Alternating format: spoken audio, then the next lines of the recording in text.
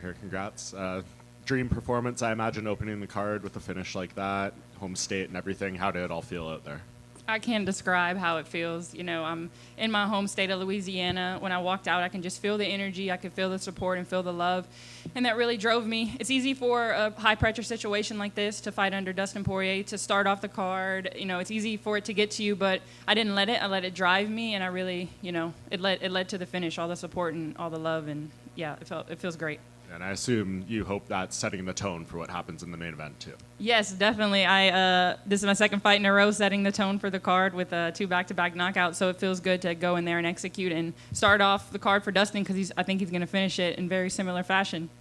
And did the fight go kind of as you expected? Were you expecting to be able to get her out of there at that point, or what was the reality as compared to the game plan? I knew that I had finishing shots, but I was making sure I wasn't rushing the knees, because that's how you get taken down. If you search for something, especially with wrestlers throwing knees, you want to keep your distance. So it's a risky move, but we set it up and we timed it perfectly all camp, and I knew I could find it if I was patient. And I was patient. We found it in the third round. And where do you feel you just are in your career development right now? Like, so impressive tonight. Still only 7 pro fights under your belt in MMA. So, like, are you evolving the way you want to? Do you still feel like you have a very long way to go?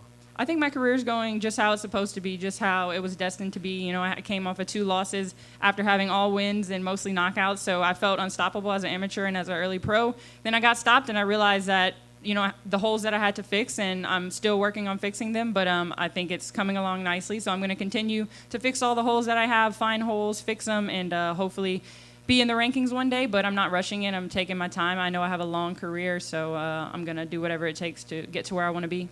And as you look forward into the rest of the year, early next year, is there anyone specifically you want to fight, a month you want to fight again, anything like that? I'd like to fight again this year, but no one specific. Just, you know, whoever the UFC has for me, and whatever opportunity to come next, I'm going to be ready for. Congrats on the win. She came out pretty aggressive in that first round. She did counterpunch pretty well, caught you a couple times when you stayed in the pocket, and then your corner said after the first round, like, stay out of the pocket. Was that a conscious decision you made and kind of capitalize on that advice after the first round? Yes, it's kind of funny. My coaches, you know, they tell me to stay out of the pocket every single day, so I don't know why I just went inside the pocket. You know, I'm a dog. I'm from Lafayette. We like to fight, but I got to trust my coaches, you know, sometimes. And, yeah, I definitely made that adjustment, and I was like, oh, well, this works. My coaches know what they're talking about. So, yeah, I'm glad I caught on to and listened to my coaches and executed that. Her plan was obviously to try to get the fight to the ground, and you defended 7 takedowns until that third round. How big of a part of your game plan was heading into this fight was takedown defense? It was huge, but I also knew that if I kept my distance, that's part of takedown defense. And I know I didn't keep my distance the first round and some of the second, but once I adjusted, and keeping my distance really helped the takedown defense. And it also tires her out, which played into, you know, my hand, because I made sure to come in here not getting tired. I felt like I could have went 3 more rounds, and I felt like she was starting to die. So it played into, you know, what I was trying to do. Last one for me, Theo Vaughn, a big star, obviously. He's always known for being here early for the prelims. He was octagon side cheering you on pretty vocally. Were you able to hear him during the fight, and how cool of a moment was that for you? No, I didn't get to hear him. I had so many, you know, things. I was trying to stay locked in, but that's awesome, you know, to have his support. I know he's here to support Dustin, but, you know, I know that he comes to all the fights because he respects what we do and the work we put in, and that, you know, that means a lot. Carli, did you really feel the love from the 337 in the building tonight? Because I know you talked about how much you wanted to be on this card, and now getting through the fight with a W, making it 2 in a row.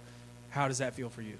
It feels amazing. I felt the love all camp. I felt the love all week. Social media, walking around town, you know, people are telling me that they're excited for me, all kind of different things. And when I walked out, I felt so good. I felt so ready. I felt like, you know, the whole state of Louisiana, and even the people that aren't from Louisiana in the crowd, they were there for me, you know. I heard them booing my opponent, which, you know, none of us deserve to get booed, and it didn't feel good, but it felt good whenever they were screaming USA, when they were screaming my name. It felt awesome. And I know this is like once-in-a-lifetime opportunity sometimes to fight in your home state, so I'm cherishing every moment.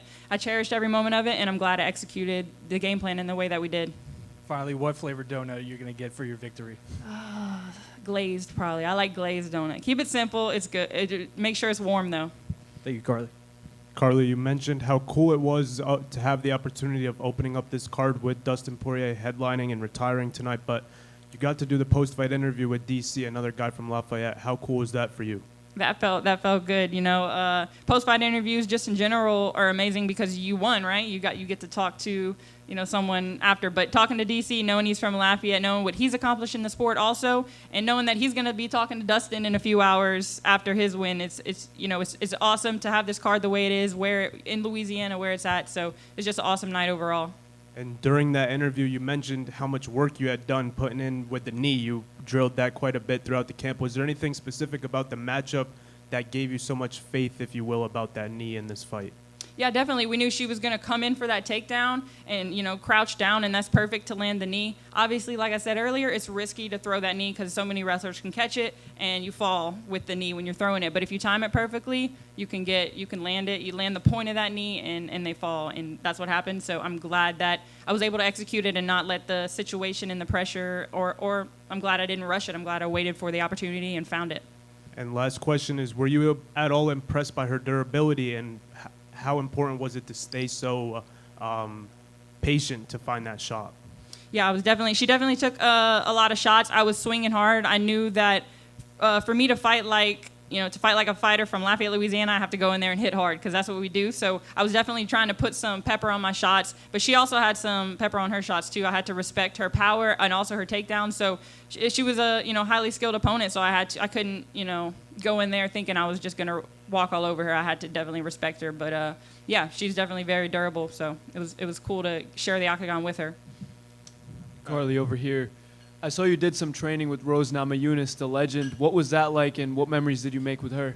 That was great. I learned so much. She's been in the game for so long, and she's done so many amazing things. So to be able to train with her, to hang out with her, to, just talk with her, it made leaps and bounds in my games, just seeing how she holds herself. And, I hope that one day I can just be half the fighter that she is. And the person she is, right? Everybody knows, if you know Rose, or if you know anything about Rose, you can't hate Rose.